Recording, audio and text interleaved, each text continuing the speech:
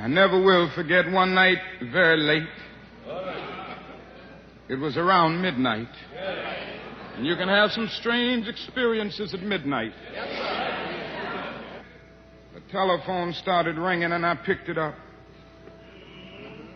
On the other end was an ugly voice. That voice said to me in substance, "Nigger, we are tired of you and your mess now. And if you aren't out of this town in 3 days, we're gonna blow your brains out and blow up your house." I'd heard these things before, but for some reason that night it got to me. I turned over and I tried to go to sleep, but I couldn't sleep. I was frustrated, bewildered. Then I got up and went back to the kitchen and I started warming some coffee, thinking that coffee would give me a little relief. Then I started thinking about many things. I pulled back on the theology and philosophy that I had just studied in the universities, trying to give philosophical and theological reasons for the existence and the reality of sin and evil. But the answer didn't quite come there.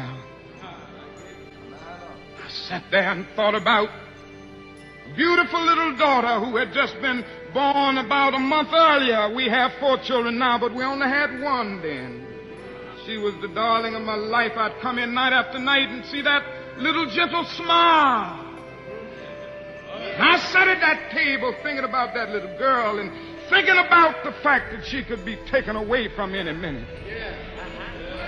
And I started thinking about a dedicated, devoted, and loyal wife who was over there asleep. She could be taken from me, I could be taken from her.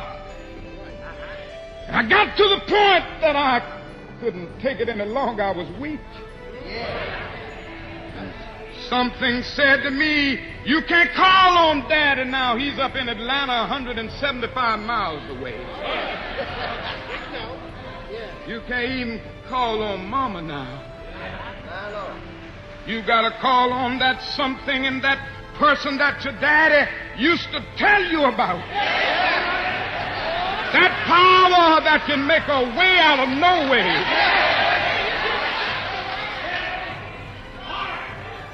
I discovered then that religion had to become real to me, and I had to know God for myself. And I bowed down over that cup of coffee. I never will forget it. Oh, yes, I prayed a prayer, and I prayed out loud that night. I said, "Lord, I'm down here trying to do what's right. I think I'm right. I think the cause that we represent is right. But, Lord, I must confess that I'm weak now. I'm faltering. I'm losing my courage. I can't let the people see me like this, because if they see me weak and losing my courage, they will begin to get weak." It seemed at that moment that I could hear an inner voice saying to me, "Martin Luther, stand up for righteousness. Stand up for justice. Stand up for truth. And lo, I will be with you even unto the end of the world."